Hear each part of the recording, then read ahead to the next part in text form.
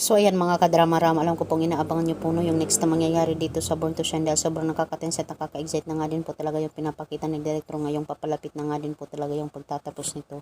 At alam naman po natin mga kadrama na ito nga po talagang si Ma'am Amelia ay dinala nga po talaga biglaan ni Dara dahil nahimatay nga po talaga ito dahil may sakit nga po talaga itong bone cancer. At alam naman po natin na kailangan po niya talagang mag-undergo ng chemotherapy para nga po talaga gumaling siya.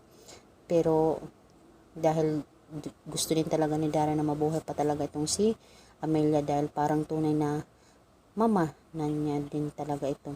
At dahil nga po talaga dito, sa hoping nga po talaga ay makasurvive nga po talaga itong si Ma'am Amelia doon sa Japan dahil dinala nga po talaga ito ni Dara. At alam naman po natin mga kadrama na itong si Dara, posibleng sabihin na malala na yung sakit ni Aling Amelia. Tapos dahil nga po talaga itong mga kadrama ay posibleng marinig talaga ni Jenny at hoping talaga ay marinig ni Jenny at malaman talaga ni Jenny yung katotohanan bakit biglaan yung pagdala ni Dara kay Amelia doon sa Japan mula nung mga panahon na nalaman ni Minchi na may kinalaman daw itong si Mang Amelia sa nangyari po talaga kay Perry at doon kay Jenny sa mga units noon.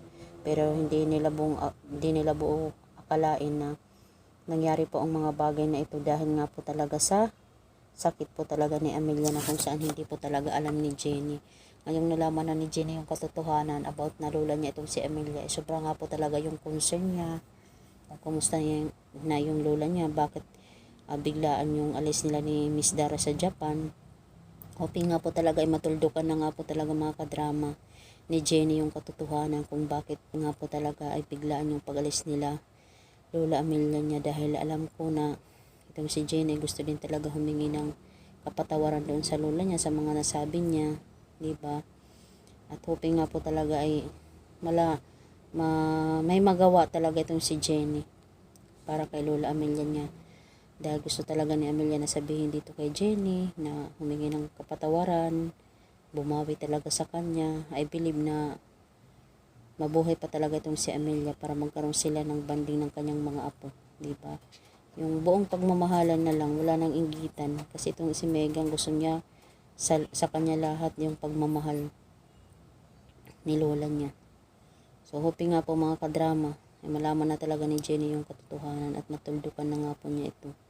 Para wala na siyang ano-anong question sa kanyang isipan. So yan lang pang mga kadrama. Maraming salamat again sa palagi niyong panonood. Don't forget to please like, share, and subscribe my channel para sa susunod na video mga kadrama is ma-update ko po kayo. Thank you so much for supporting my videos. Bye!